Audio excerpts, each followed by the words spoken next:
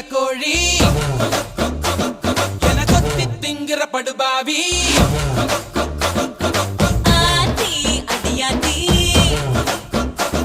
என சுத்த வைக்கிற சுதியத்தி